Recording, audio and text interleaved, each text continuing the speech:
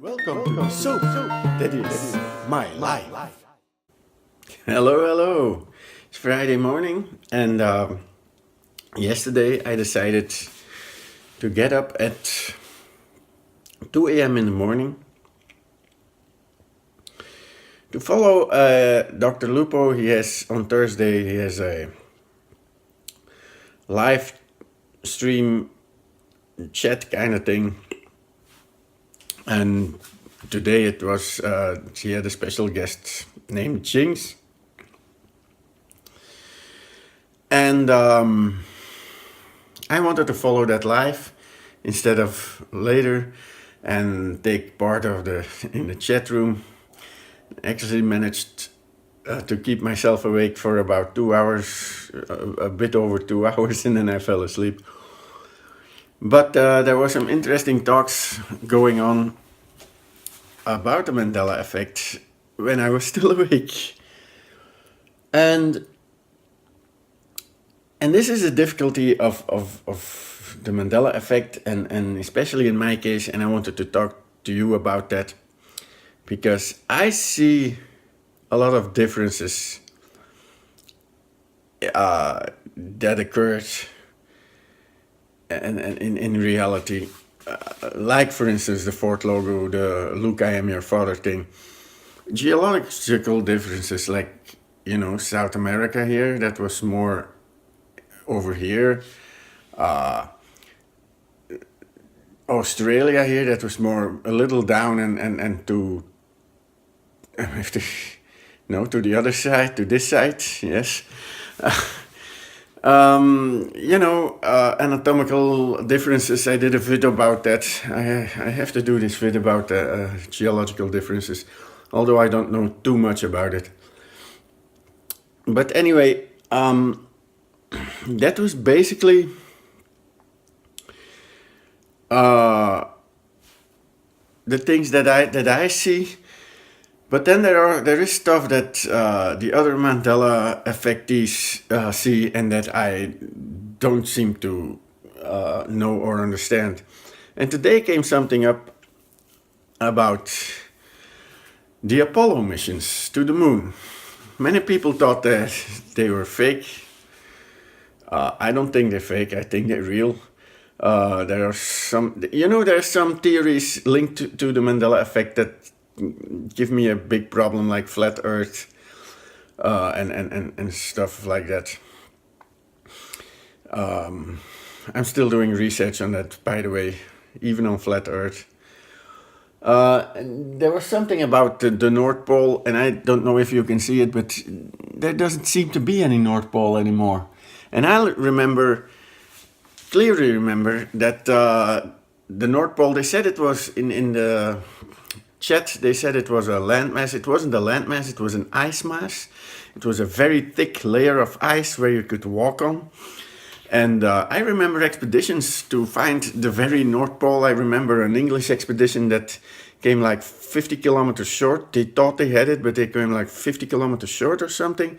And then another Danish or Swedish team, they actually got it right. It's in my mind somewhere. But in any case, it seems to be gone. Yet when you look for pictures on the North Pole, you get these icy,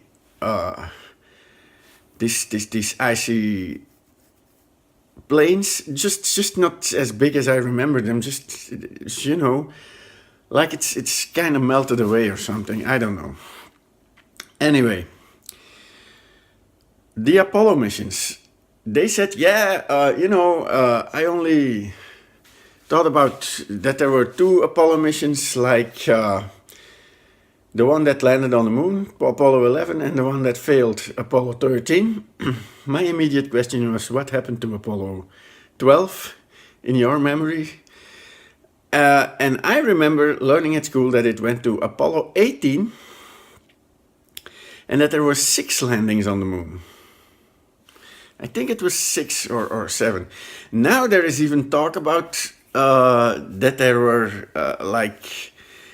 by conspiracy theorists, by the way, by people who really are into these things like Mandela Effect and UFOs and stuff, there is talk about the fact that there were secret missions like 19 and 20, I believe. I have to do some research about that. But I clearly remember that in school they taught us about the 18 official Apollo missions and that there were 6 landings. And that's the difficulty with the Mandela Effect. Apparently there were other people who also had that thing that they remember things differently. And it's about this here. Apparently when Australia was a little bit to this side and to this side, here in this area there apparently was another landmass. And there is residual of that. There is actually residual. There is actually a picture from a movie where there's a globe in a school, in a school scene, a spinning globe where they paused it, and there is really a landmass here. I don't remember it, but and that's the difficulty with the Mandela Effect thing.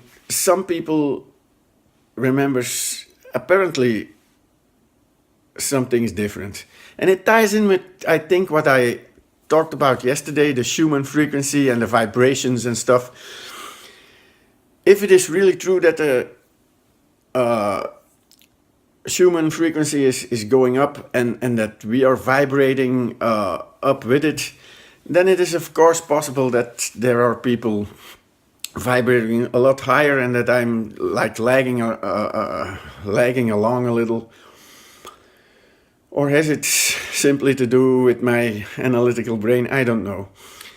But, that was part of what I wanted to talk about. And then there came the theories about alternate universes and stuff. I agree that. I agree to that in quantum physics it is possible. But there was a little backlash also about science, that they said that everything in this world, if it's a simulation or not, or if it's a simulation or whatever, that everything in this world, that nothing in this world is set, that you can change anything. And then there was this guy called Vegan Warrior V, and he said, he's also a science guy, and he said, no, you have to breathe, and your cells are dividing in your body, and there are set things in this world that can be changed. And then he came back with that, but anatomy, we thought it couldn't change, and yet it changed. Geology, we thought it couldn't change, and yet it changed. And that it is all perception. But in the end, they came to agree that there are some set things in this world, and the problem is we don't know anymore. And they were saying that science, it's not all that science isn't really the big thing you should go to, because science it's some even called it a load of crap. I don't agree with that. I think science has merit. They say, but they're talking about gravity, but now in 50 years it's possible that they don't talk about gravity anymore, that gravity is a part of something bigger and stuff. That's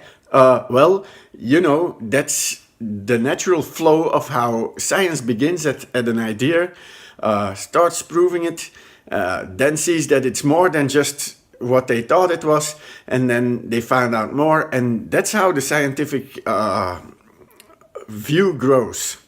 That's how I perceive it. So science isn't gonna be, stay the same, and it's gonna evolve. Of course, it's gonna evolve. I remember a book title that was at home with us that said, "Magic is the science of tomorrow." And possibly, why not? And this Mandela Effect might be proven as a scientific given, and the vibrations and the stuff. But I don't think you should dismiss science this far. And you know, there were some people in there that went as far as that everything is a lie and everybody's lying to you, and NASA is, I don't know what, some evil corporation that just wants you to see the world as they want to see it. I must say, yesterday it went a little too far for me, for my science and analytical science mind, whatever. The question for today. I'm seeming to gonna be questioning you, and I know that most of you don't react to these videos, but anyway, you're too few anyway, man. But if you watch this, what is your take on this? Is science really the bad guy here, or whatever, or do you see it like me, that science is something that grows and changes, and, you know, new things are learned every day? So, thanks for watching. If you liked it, slap a like. If you haven't, you can always subscribe to my channel. I have a main channel. It's in the description below if you want to check it out. There about all kinds of mysteries, science mysteries, paranormal mysteries. I tell you the story, and I tell you some explanations and theories about it. And then I let you make up your mind. And you can even add to it through the comment box, of course. So, see you next time.